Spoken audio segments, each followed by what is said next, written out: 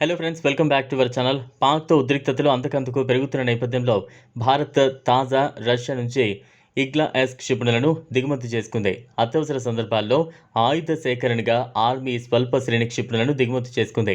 వీటితో భారత గగనతల రక్షణ వ్యవస్థ మరింత పటిష్టం కానుంది. ఆర్మీకి చెందిన గగనతల రక్షణ వ్యూహాలకు ఈ క్షిపణులు కీలకమని రక్షణ రంగ నిపుణులు చెబుతున్నారు.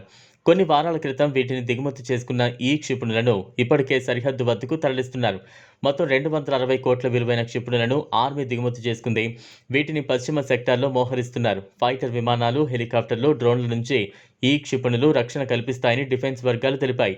భారత్ వద్ద ఇప్పటికే ఉన్న ఇగ్లా క్షిపణులు అత్యధిక వెర్షన్ ఇగ్లా-ఎస్ తాజా వెర్షన్ మిసైళ్లను దిగుమతి చేసుకోవడంతో పాటు మునుపటి మిసైళ్లను భారత్ స్వదేశీ పరిజ్ఞానంతో తాజా పరిచింది. ప్రస్తుతం భారత్కు గగనతల రక్షణ కోసం ఇలాంటి మిసైళ్ల అవసరం ఉందని రక్షణ శాఖ వర్గాలు తెలిపాయి. వీటితో పాటు డ్రోన్లను గుర్తించి నాశనం చేయగలిగే ఆయుధాల అవసరం ఖచ్చితంగా ఉందని తెలిపాయి.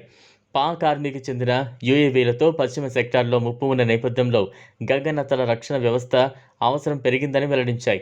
శత్రు దేశ డ్రోన్లు, యూఏవీలను నిర్వీర్యం చేసేందుకు భారత్ ఇప్పటికే స్వదేశీ పరిజ్ఞానంతో తయారు చేసిన ఇంటిగ్రేటెడ్ డ్రోన్ డిటెక్షన్ అండ్ వినియోగిస్తోంది.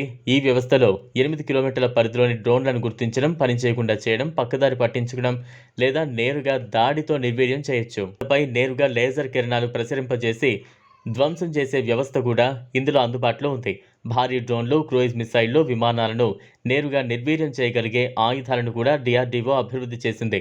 శత్రు డ్రోన్లను గుర్తించేందుకు సులువుగా ఎక్కడికైనా తరలించగలిగే స్వల్ప శ్రేణి రాడార్ వ్యవస్థ అభివృద్ధి చేసేందుకు కూడా ఆర్మీ ప్రయత్నిస్తోంది.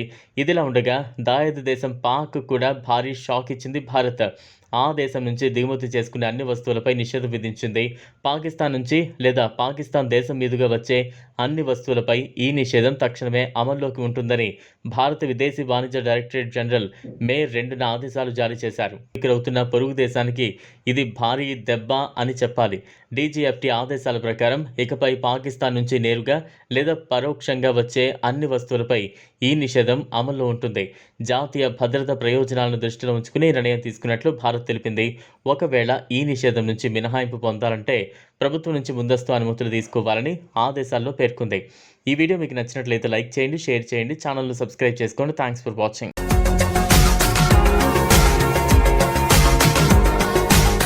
మరిన్ని అప్డేట్స్ కోసం మా ఛానల్ని సబ్స్క్రైబ్ చేయండి.